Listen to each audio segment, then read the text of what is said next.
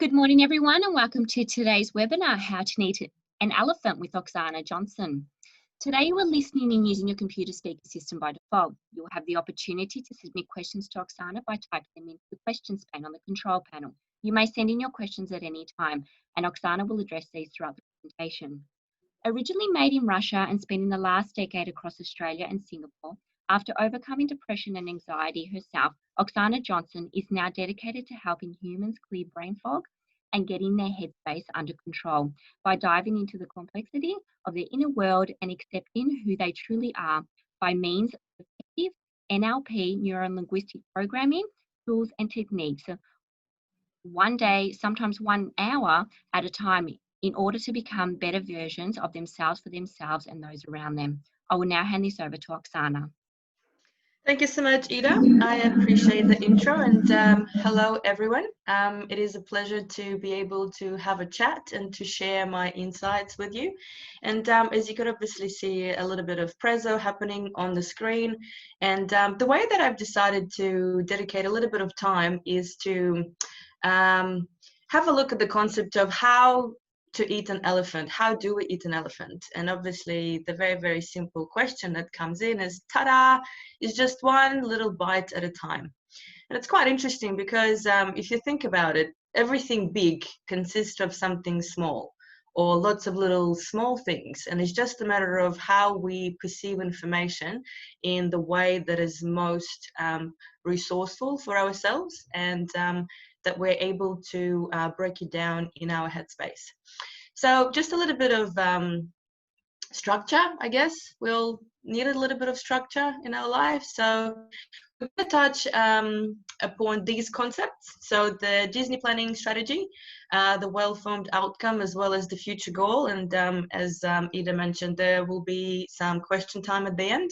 I'll also be keeping an eye out for the question box throughout the presentation. So please do, if anything pops up, just share it with us and we'll definitely touch upon it.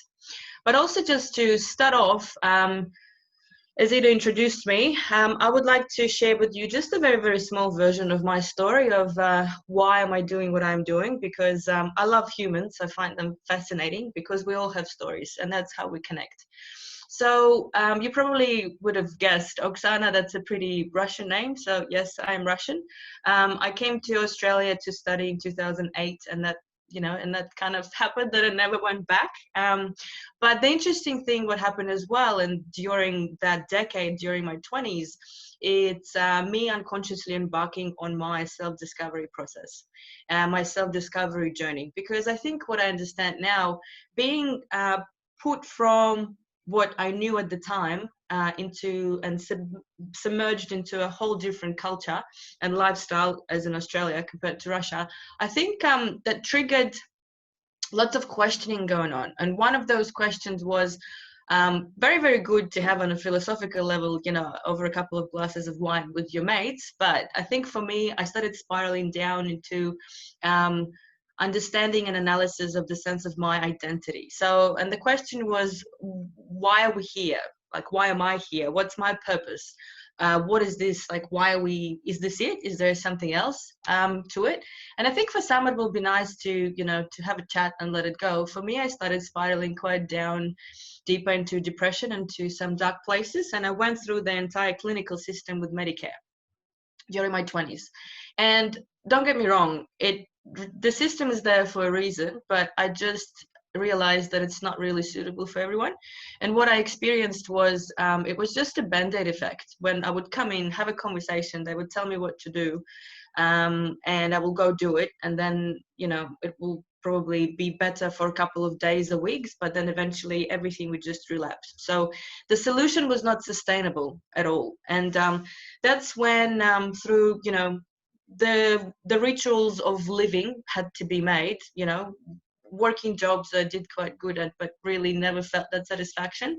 And then fast forward a couple of years, I came across NLP, and it was actually when we were based in Singapore at the time. And the way that I can describe it, it's NLP stands for Neurolinguistics programming, a bit of a mouthful, but it's actually not rocket science at all. It's very, very straightforward. And I'm going to touch upon it and describe what it is just in a sec.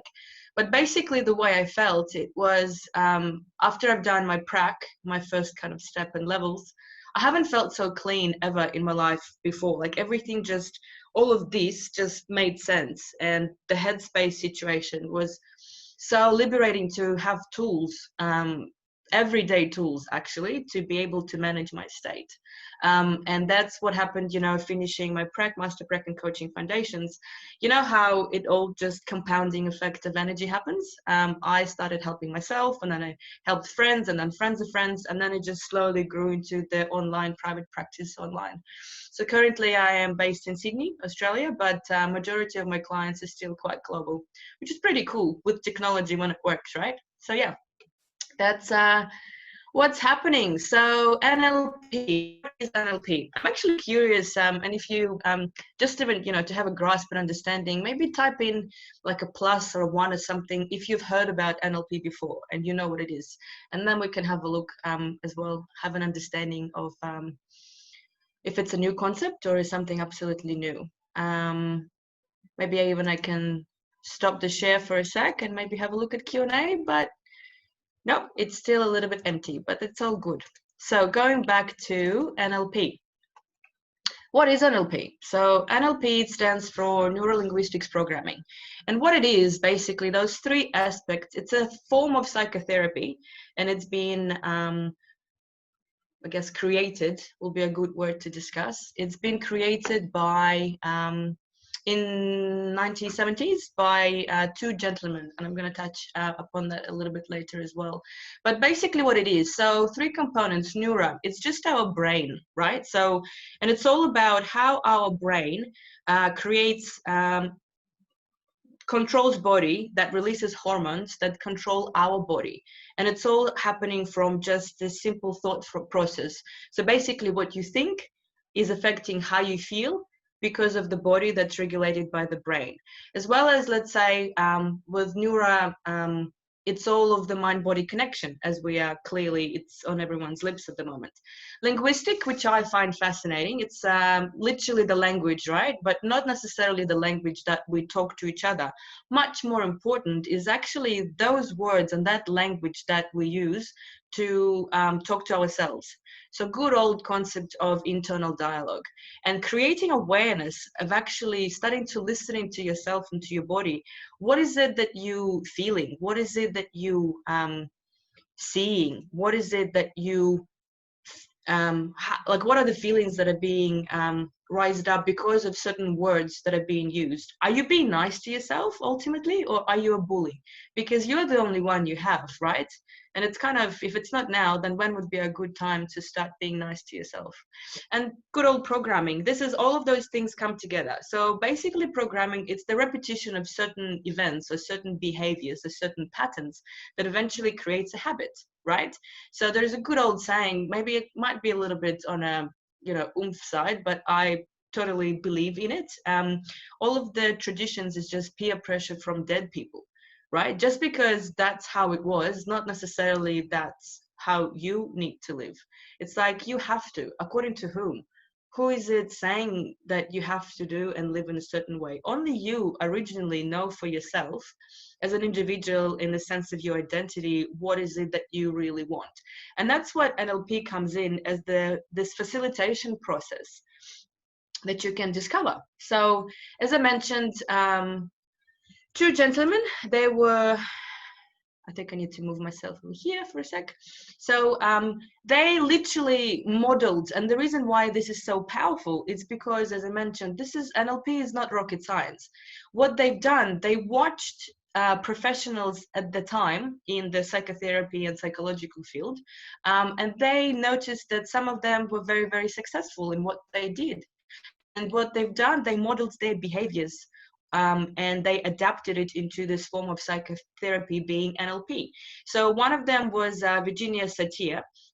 She was the family therapist, and it was just the way that she used the words and also created rapport with her clients of actually using the modality of the body language as well as the tonality of her voice. She could literally become and make the other person so comfortable, and that's all about that. Communication is the response you get ultimately. The other gentleman, Fitz Perls, he is the father of Gestalt therapy, and that's basically the sequence of events of when, do you remember the good old anchoring, like when you walk down the street and and there's a bakery, and then you smell the smell of apple pie, and as soon as that hits your nostrils, it brings you back out of nowhere, even if it's like in the middle of summer somewhere. You already being transformed and transported into that time when your grandma used to make that pie, and it's exactly, and you almost remember what you felt, how you were dressed, what cup was the milk poured in, like all of those things. But this is obviously what I mentioned. This is the connection in a good way, right? In a more resourceful way. Unfortunately, we do have sometimes those patterns and beliefs that are holding us back, and that's something that can be cleared too. And last but not least, Milton Erickson. He is the father of clinical hypnosis, and again, it's all about communicating to the unconscious mind, right, with the power of the words in a particular sequence and order. So, and that's what brings us to overall NLP allows us to communicate with our unconscious brain. And as you would be aware, there is the conscious part of our brain, there's unconscious, there's also this collective, right? So if we have a look at it at a glance, the conscious brain, I call it the monkey brain, the monkey mind. It's that analytical side of us, and it's only 5% if you think about it. It's the one that judges, perceives, because ultimately what we are as humans, we're pretty lazy, right? And it's not good or bad. It's just the baseline for our existence. What we like simple things. That's why we stereotype. That's why we put people in boxes, because it's so much easier to be figured out. And even if you don't understand them, you would assume, right? And we all know what happens when we assume. But anyway, that's what brings us to this vastness of storage of unconscious brain. And unconscious, it's all of everything that's ever happened to you, all of those little pieces of information and details, everything is already and always with you. And sometimes you get access to that vastness of storage through dreams. So sometimes you would probably wonder, why is it what I'm dreaming? What is it? And if you start actually discovering that part of you, you can start communicating to that conscious and actually understand what is it trying to tell you, right? And then also, as we know, higher conscious, whatever is that you believe, it's our soul and spirit, so something much bigger. And higher collective, it's how we all connected as human beings, right? So in a sense of how this can be beneficial in everyday life, as I mentioned, with NLP, it really assisted me with my state management on an everyday basis. And obviously with the times that we're living in, I think we've all, just living through the time of pandemic, I don't think we as humanity are understanding what does it actually mean and on what scale it affected us. And there is still going to be this compounding, rippling effect for years to come in terms of our psychology, in terms of our communication, and just how we're connected. But ultimately, what I always say is we can't control what we can't control. We can choose to worry about it, and we could choose to create those negative emotions that's going to affect the rest of our life and our own mental health, as well as the relationships with people around us. Or we could choose to start creating that awareness. And with NLP, there are 3 A's, and they're brilliant. Again, so simple, but it works. So there is awareness, there is acceptance, and then there is action.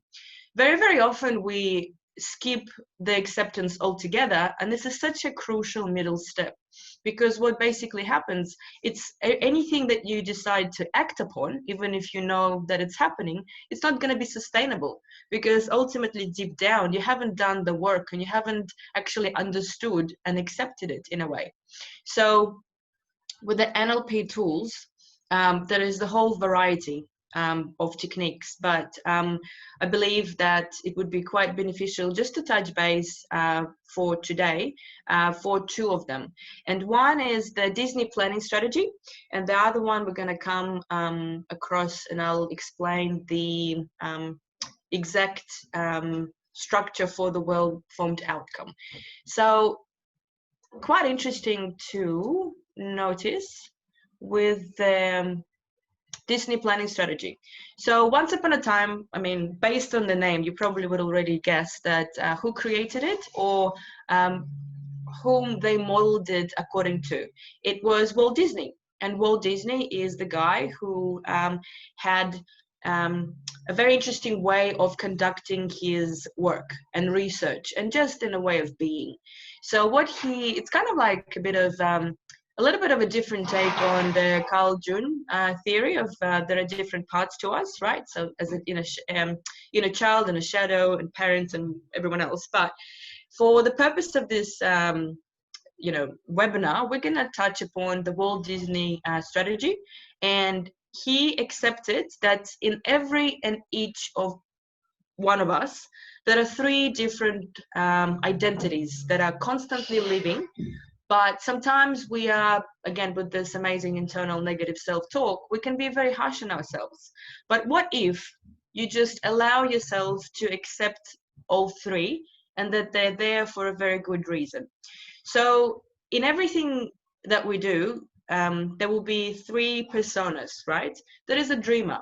You always, I'm sure each and every one of us, you could bring up that state when you were just in that state of flow, when everything just happened, that compounding effect of energy, when you just thought of it, and it just, with the power of manifestation, it just made it a reality.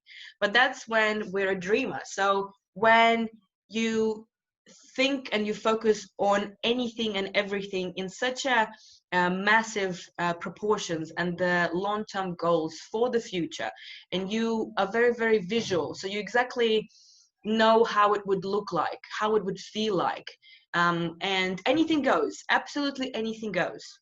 Then there is the second part of us, when it's that that to-do constructive checklist type of person. So we can refer to them as being a realist.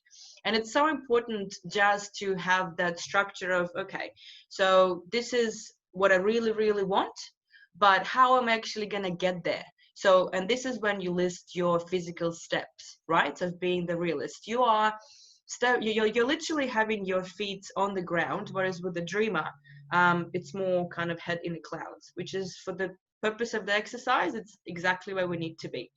And then last but not least, critic. But again, not that, very loud and very negative, you can't do that type of critic, not at all. Let's think about that constructive criticism, something that you are able to have a list of questions when your critic will be asking the dreamer. And this is how this model is actually working. I'm a little bit conscious of time, but if there are any questions, and if you would like to know a little bit more of this principle, I'm definitely more than happy to share. So with the critic, the way this exercise works is, when the dreamer's job is to dream, the realist's job is to create the list of things to do. And for a critic, for the constructive critic, his job or her job, their job, is to create a list of questions that they would like to ask of the dreamer. And that's how this kind of reciprocation of energy works as well. And then dreamer, being in that state of dreamer, just answer those questions that the critic has. And you go through this in a circle, one by one, until there are no more questions left. And then eventually the realist will create with a very and come up with a very good and constructive to-do list. So here you go. That's the first concept that I wanted to share with you. I hope, let me just check quickly if I think there is one question. Thank you, David. That's good. I assume that was for the NLP. So that's good to know that there are someone actually heard of it, which is good. It's quite interesting while I'm actually here.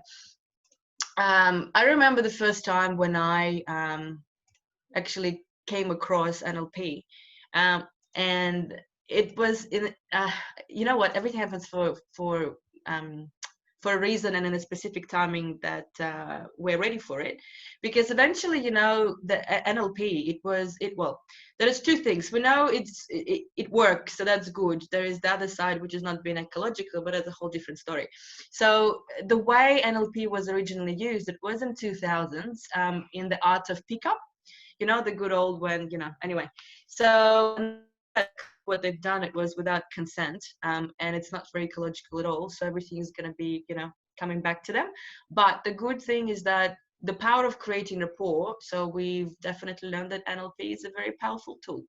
Anyway, that's from a different story. But if we were to move on to the well-informed outcome and where this comes from, it's a very good process just to break down in a very, very precise 9 steps, asking specific questions with specific words in them based on linguistics.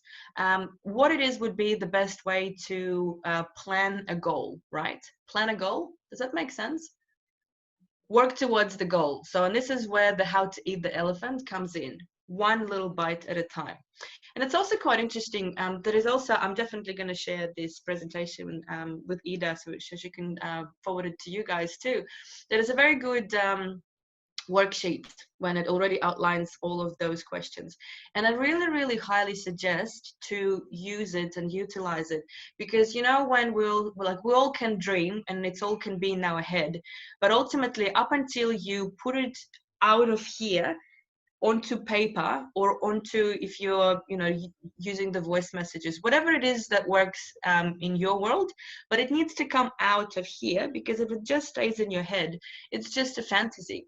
It's just a dream. It's just something that you are hoping for. But as soon as you start taking it out of here, putting it on paper in certain words, that's when it's starting slowly to become a reality. So let's have a look. So basically, very, very, as I've already mentioned, like, I don't know, 5 times, not rocket science, so simple, and that's why it works. Because remember, we are lazy and we want something to be very, very simple. So here we go. First one is to actually identify what it is that you want. And very, very important, and this is the first, even literally, the first very important sentence, phrase, whatever. It needs to be in a very, very clean and towards language. And what this means is that very, very often, anyway, often we know what we don't want, right? Like, I don't like this, I don't want this. But how about, remember that unconscious mind, in our mind, we don't actually perceive the negative. So as soon as you use it with the language, you don't do something or you don't want anything, it's not registered, and it's just going straight to, unfortunately, what you don't want.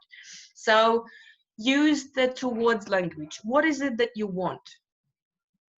If you don't want something, try and reframe it. What is it that you want? And try and be as specific as possible. The second would be, and again, this is all kind of, it's a very, very good tool to actually use for the good old New Year's resolutions, the ones that we never follow through, but this actually creates a much more constructive way of looking into planning, goal setting, and just life.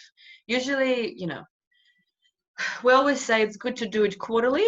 I don't know, I am one of those ones. I wish I could, but then I don't have the patience, and I'm doing this twice a year. So, you know, kind of like the 6-month check-in type of thing. Anyway, so moving forward, the second stage is, for what purpose do you want it? And this is how we, why, you know, the good old question, why? Like, why is it that you want it? What does it mean to you? How is it important to you?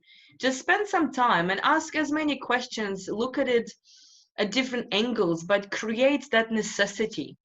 So let's say if you don't get it, if you don't have it, what would happen? But if you do, what would it give you?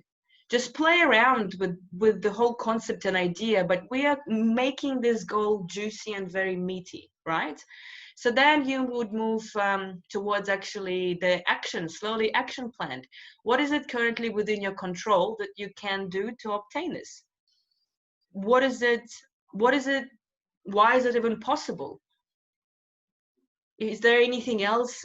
Is it only applicable to yourself, or are there other people involved?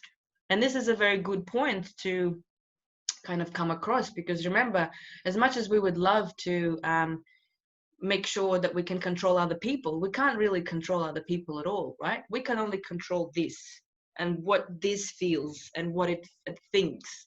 So then moving forward, there will be so when, where, and how specifically will you have this? And this is when we're getting into the whole point of, I guess now it's a very trendy word out there, manifestation, right? So concept of prota is if you can put it in your hand, if you can put it in your head, you can put it in your hand.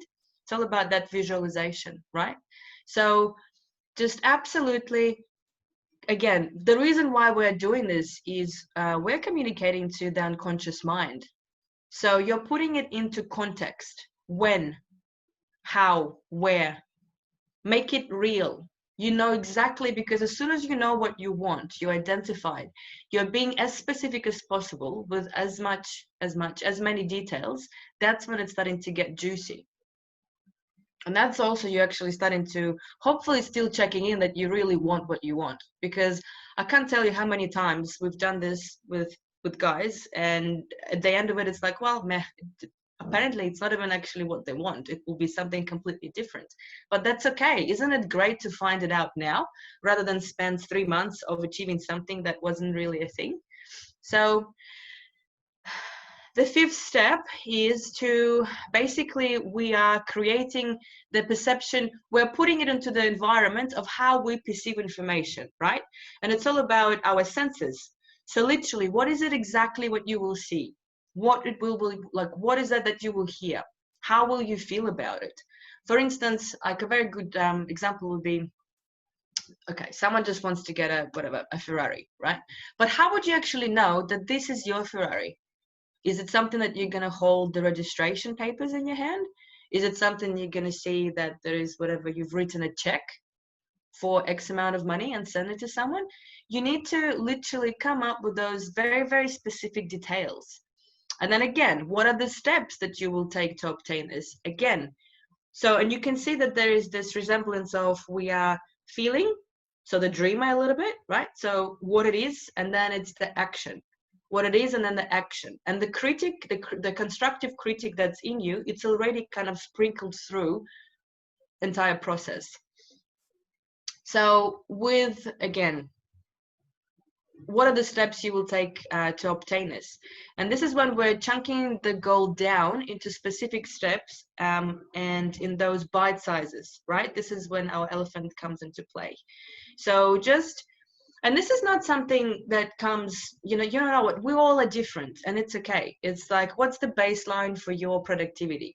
Some people would come up with the entire process just like while they're in the shower, or some while they're driving, or some would actually spend a good couple of 15 minutes in the morning for their planning, and then they will come and review it for a couple of days to see what's going to be their end up process like. And it's totally fine. It's not good or bad. We're not comparing ourselves. We're actually embracing what it is that works for you, right? Because ultimately, this is your goal. This is what you want. Do it the way that it works for you, because no one else can. That's right. So after we have identified this exact steps, that's when we start to tap into the resources, right? And by resources, it's not necessarily tangible things. They can be, like, well, like I was going to say time. Time is not very tangible, but we can measure it. So we can debate that. But in terms of resources, it also can be attributes, thoughts, your strengths. So your capabilities, your descriptions of your psychological components, like anything and everything that's going to help you get there. And then we're starting to get to the end, kind of at the end of this. Basically, how will you know when you have this? What will be your evidence? And this is when you start to realize again, is there a sequence of events that's going to happen from this? Is this just the first little step towards achieving this goal? When you have it, what else would happen? What else would this create? What is it going to allow you? Like, if we're going to go back to the example of the car, if you have a car, like, what is it going to give you? Is it something just for transport, or is it something to do with the way that you perceive yourself and your identity? How would it make you feel? And last but not least, this is going back to the pickup, which is, it's all about ecology. So ecology and being sustainable. Is it ecological to yourself and those around you? Are your decisions and your actions, are they going to hurt someone? Because remember, it's all going to be coming back to you. Whatever you're putting out there, if it's good or bad, it's always coming out. It's always coming back in a quadruple effect too. So I think I'm starting to get sick and tired of hearing my own voice. So kind of without further ado, this is the worksheet that I mentioned. And you will have it on file. You can definitely use it. But just to kind of recoup, not with those details, but just like the one-liners, right? So well-formed outcome goes like this. What is it that you want? Remember, right, that you compared to what you don't want. What is it that you want? For what purpose? Why? What is your why? If someone is into Simon Sinek, this is a very good kind of side note to go around. What is it your why? What drives you? What is it currently within your control and your power to obtain this? When, where, and how specifically will you have it? Again, even in addition to put it more details being juicy, what will you see, what will you hear, and what will you feel when you have it? And then it's the plan. What are the steps to obtain it? What resources, what characteristics, what capabilities, all of those things do you already have to obtain it? What do you need? And then how will you know? This is the end result. How would you know? And if it's actually ecological for anyone and or everyone, hopefully. But this is just to kind of sum up the two techniques that we've discussed, so the Disney planning process and the well-formed outcome from the NLP toolbox. This is something just I really quite like, that just remember, even the only thing that you will take away from this little webinar is that you will become what you tell yourself you are. You have, if you still doubt it, you are very, very powerful, and the power of your mind, it's limitless. It's just a matter of to actually allowing yourself to tap into that power and strength and become the better version of you for yourself and those around you, because we are social creatures. And here you go. We are at Q&A. I would love to hear some questions if there are. Let me see if there are any, but it is currently empty, which is absolutely fine. If anyone would like to touch base, I would like to have a chat, connect us humans to humans, because I think we're slowly getting over the whole Zoom situation. So yeah, those are my contact details. Would love to have a chat. I hope Ida can hear me so we can open up for the Q&A, or I think that would be it for me today. And I'm thanking you for your time. Thank you. Thank you, Oxana. That was a fantastic presentation. Now, there doesn't appear to be any questions. However, we do have some lovely thanks that have appeared in the Q&A. So thank you, Fabiola and David. Now, as Oxana mentioned, if you would like to contact her after this presentation, you can do that by sending her an email at hello@oxanajohnson.com. I will also include that as part of the email you will receive tomorrow, along with today's recording and a copy of the presentation. We've just received another thank you from Paris, so thank you for that, Paris. Thanks, guys. My absolute pleasure. And yeah, happy tomorrow is Friday day. And well, it's sunny in Sydney, not happening everywhere else. But yeah, have an awesome day. Thank you, Oxana. So on behalf of Oxana and APPA, thank you for all our participants for joining us today, and I hope you all have a great afternoon. Thank you Once again.